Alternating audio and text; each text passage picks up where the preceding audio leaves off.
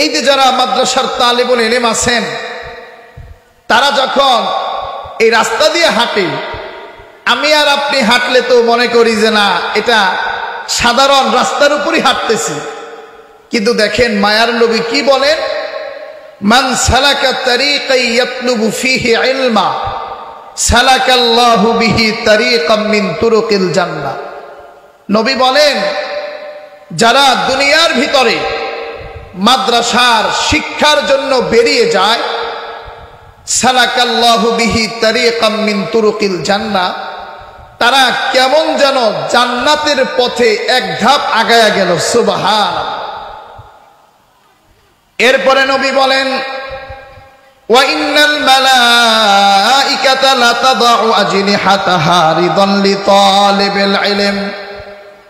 নবী বলেন, মাদ্রাসার তালিবুল ইলমরা যখন রাস্তা দিয়ে হাঁটে, ফেরেশতারা নূরের ডানাগুলো, নূরের পরগুলো তালিবুল ইলমদের জন্য বিছায়া দেয়। অনেকে তালিবুল ইলম দেখলে ক্রিটিসাইজ করে কথা বলে, আহারে না, ফেরেশতারা যদি তাদের নূরের ডানাগুলো আমাদেরকে দেখাইতে পারতো, সারা দুনিয়ার মানুষগুলা সিরিয়াল দিয়া সন্তানগুলোরে মাদ্রাসায় ভর্তি করা দিত। এরপরে মায়ার নবী আরো কত সুন্দর করে বলেন, ওয়া ইন্নাল আলিমা লা ইস্তাগফিরু লাহু মান ফিস সামাওয়াতি ওয়াল আরদ ওয়াল হিতানু ফি জাওফিল মা। এরপরে মায়ার নবী বলেন, দুনিয়ার ভিতরে যারা আলেম আছে, এই আলেমদের জন্য আসমান জমিনের যত মাখলুকাত আছে, সব মাখলুকাত 24 আওয়ার্স আলেমদের ক্ষমার জন্য দোয়া করতে থাকে, তালিবুল ইলমদের ক্ষমার জন্য দোয়া করতে থাকে। সুবহানাল্লাহ। শুধু তাই নয়, নবী আরো বলেন, ওয়াল হিতানু ফি জাওফিল মা, সমুদ্রের অতল গহ্বরে লুকিয়ে থাকা যে মাছ, সেই মাছ পর্যন্ত উলামায়ে কেরামের গুনাহের ক্ষমার জন্য আল্লাহর কাছে অলওয়েজ দোয়া করতে থাকে। সুবহানাল্লাহ। এরপরে নবী সবচাইতে বড় সার্টিফিকেট দেন, যারা সন্তানদেরকে মাদ্রাসায় পড়ায় কোনো মন খারাপ না। নবী কি সুন্দর করে হাদিসে জানায়া দেন, আবু দাউদ শরীফের হাদিস। এরপরে নবী বলেন, ওয়া ইন্নাল উলামা ওয়ারাসাতুল আম্বিয়া ওয়া ইন্নাল আম্বিয়া লাম ইউওয়ারিসু দিনারা ওয়ালা দিরহামা ওয়া ইন্নামা ওয়ারাসুল ইলমা ফামান আখাযাহু আখাযা বিহাদ্দিন ওয়াফির।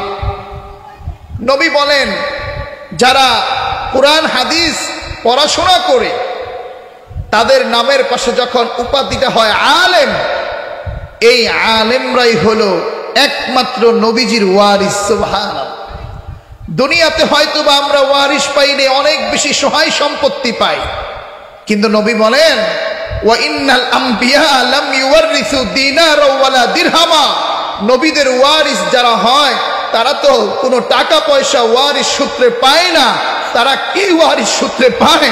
নবী জানাইয়া দেন, ওয়া ইন্নামা ওয়ারাসুল ইলমা, তারা ইলম, কুরআন হাদিসের ইলম ওয়ারিস সূত্রে পায়। সুবহানাল্লাহ। এরপরে নবী বলেন, ফামান আখাযাহু আখাযা বিহাদ্দিন ওয়াফিরিন। এই ইলম যারা অর্জন করতে পারে, তারা দুনিয়ার সবচাইতে বেশি সম্মান, সবচাইতে বেশি গর্বের বিষয়কে অর্জন করবে। এ কারণে দেখবেন, যারা এই যে কোরআনের হাফিজ হয়, 10 পারা বা 15 পারা যখন হয়, শয়তান একটা ধাক্কা দেয়। এরপরে মোটামুটি আবার গাড়ি সুন্দর করে চলতেছে, কোনো সমস্যা নাই। আবার যখন 26, 27, 28 পারা হয়, ওই সময় শয়তানে আরেকটা ধাক্কা দিব। অনেক কষ্টে তারে মাদ্রাসা আনাই যায় না। বাবায় চেষ্টা করে, চাচায় চেষ্টা করে, মায়ে চেষ্টা করে, খালায় চেষ্টা করে, চাচি চেষ্টা করে, সবাই মিলে চেষ্টা করে, মাদ্রাসা আনা যায় না। কিন্তু ওই যে 26, 27, 28 পারার সময় শয়তানের ধাক্কাটা যারা তুড়ি মেরে দিয়ে সন্তানকে মাদ্রাসার পথে অটল রাখতে পারে, ওই সন্তানগুলোই হাফেজে কোরআন হয়, আলেমে কোরআন হয়।